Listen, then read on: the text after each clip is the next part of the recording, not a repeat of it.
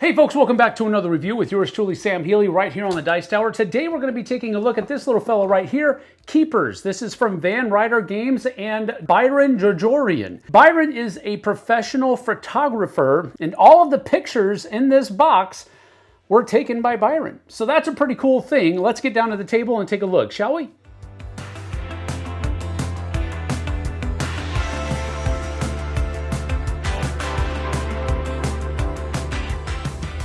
And so here I have a 5-player game of Keepers set up for you. There are slight variations to play with 3 or 4 characters, but 5 to 8 is where this game really sings and where you find its mechanisms in their truest form. So basically, at the beginning of the game, everybody takes a voting disc, one of their keeper discs, and they also get dealt 7 cards to begin the game. One person is determined to be the curator. The book says that you should choose the youngest person to be the curator first, and then you're ready to begin. What's going to happen here is on a turn, the curator is going to take a look at their cards. And all of these cards are different pictures that Byron Jorjorian has taken over the course of his career as a professional photographer. And you're basically going to look at the cards that you have in your hand as the curator, and you're going to choose one word, either an adjective or an adverb. That's generally the best way to do it. That will describe one of the pictures that are in your thing. So, for example, maybe I want to do something like majestic. Maybe majestic is a good word that I would choose, and I'm going to choose this picture for that word. At that point, everybody else is going to take a card from their hand and choose one that they think is either closest to the word majestic or furthest away from the word majestic, and then they are going to be done. Once everybody has chosen their cards, they're going to, the curator, however, is going to take the cards and shuffle them like so. And once he has done that, he's going to lay them out from 1 to, in this case, 5, like this, right here. And then everybody's going to be able to take their voting token here and choose which one they think is the most or the closest to that word majestic, or the one that is furthest away, or the antithesis of that word majestic. They do so by choosing either a green number denoted by the spot where it's at. So for example, let's say that this person here thinks that this is the most majestic. So they're going to choose the green 2 like this, and they're going to put it face down like so. Now, a couple of things here. You can't vote on your own picture, so that should kind of go without saying. Now, this person here, maybe they've said, well, I think 3 is the least majestic over here, so they're going to choose the red 3 and go face down just like that.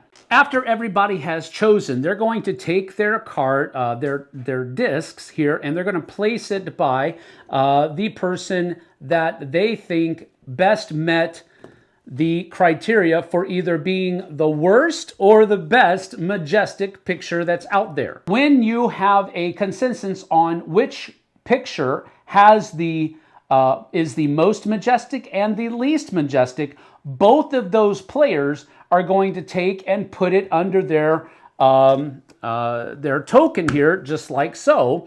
And then this person here, maybe this person is the one here, and so forth and so on. Everybody takes their voting discs back at that point, and all of these cards are done away with into a common discard pile. Then everybody is going to draw a card to replace the one that they played, and then you play again.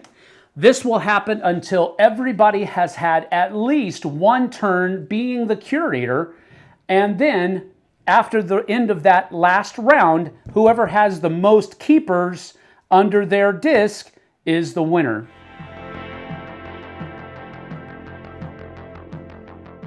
So that's about that for Keepers. It is not a difficult game whatsoever. It definitely falls into the same realm as something like Say Anything or Apples to Apples or something to that effect, where you basically have a list of things that you can choose from, and you put it out there, and then it is judged by your peers in the game, and you may or may not get points based upon that. So it's very similar to Apples or Say Anything as far as how the game plays.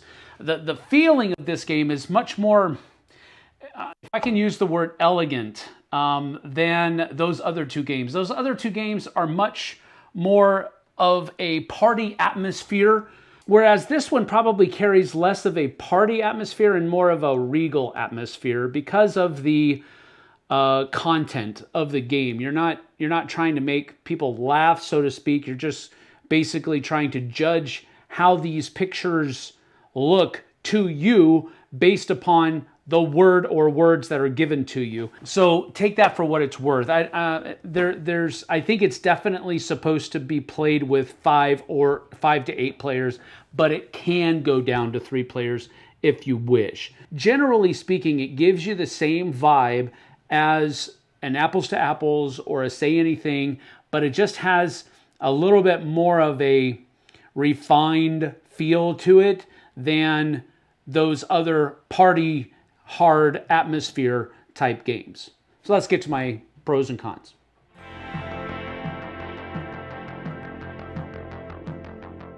Pros, first of all, my first pro is that these pictures are amazing. I wish I could take pictures that were like this, and there are often times where I think I just may have, and then I look at it and go, nope, I didn't pull it off yet again. These pictures are amazing. Byron has done incredible photography work. If this is his portfolio, my goodness, super well done. And that is one of the things. Again, talking about because I guess you could call this the artwork section of it, because being a photographer is art, right? And the work that you put in as a photographer is artwork. So I guess that's what this pro would fall underneath.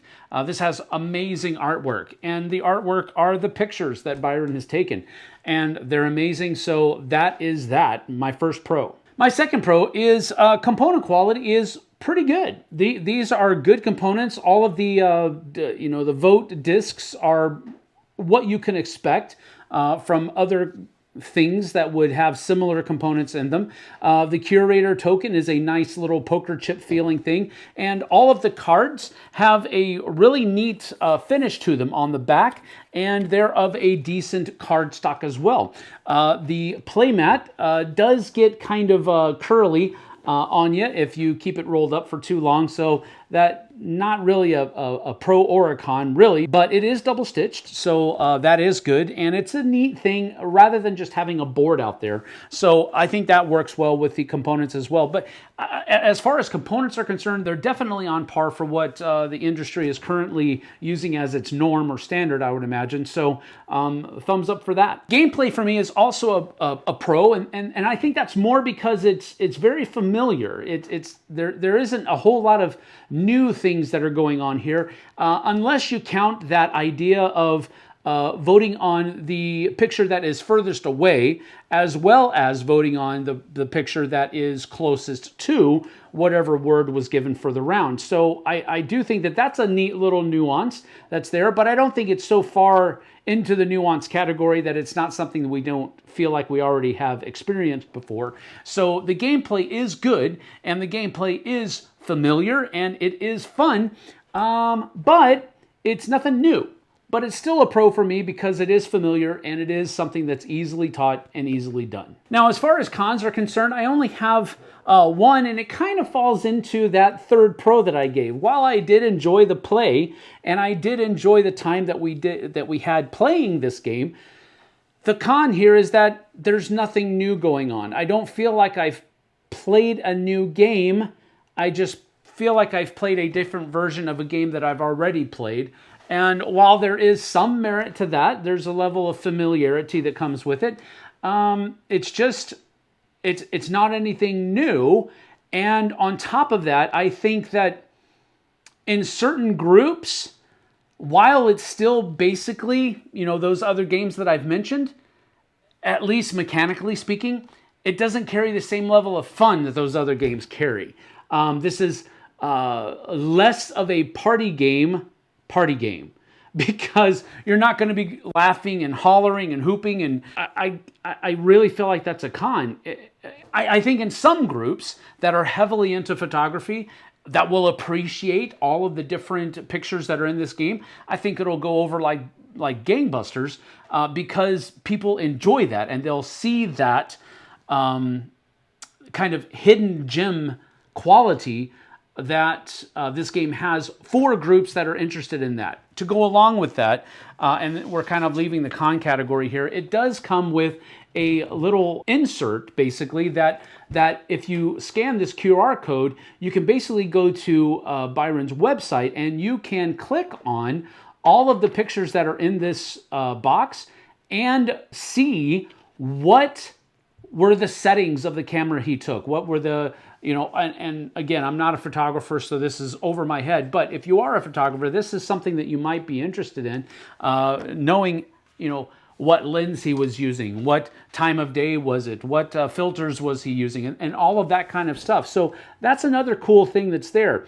For what this is, I think this is a great game, but if you're looking for something new, this isn't going to be where it is, other than the fact that you have a whole bunch of really nice photographs that were taken by a professional photographer.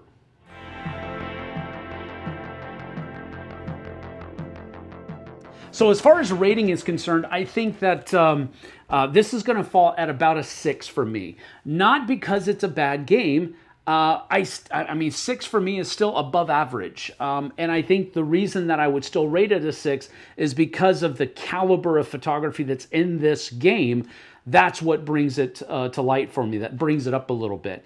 If it were anything else, if it were lacking, this would easily only be a 5 or lower, because in order for this kind of game to truly be like a fun, raucous time, it needs to have that element of something like a Say Anything or an Apples to Apples, something that will make people laugh out loud and stuff like that. This game just doesn't do that.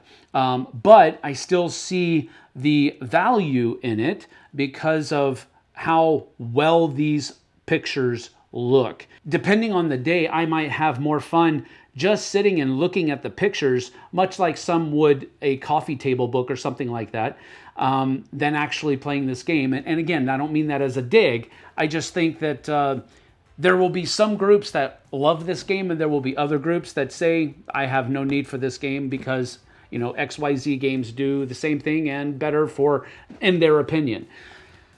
Take that for what it's worth. It's a 6 out of 10 for me. I do think it's a great game, but I just don't think that it's going to hit very well for a lot of different groups of people.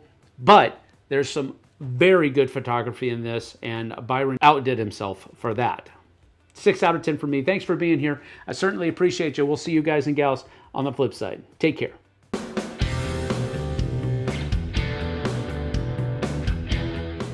Hey everybody, thanks for watching this video. If you like this review or whatever you just watched, wasn't it amazing? Check out our channel, Dice Tower. We have all kinds of things. We review games, we do top 10s, we play games live. It's all about board games, but especially the people who play them. Check out Dice Tower YouTube channel.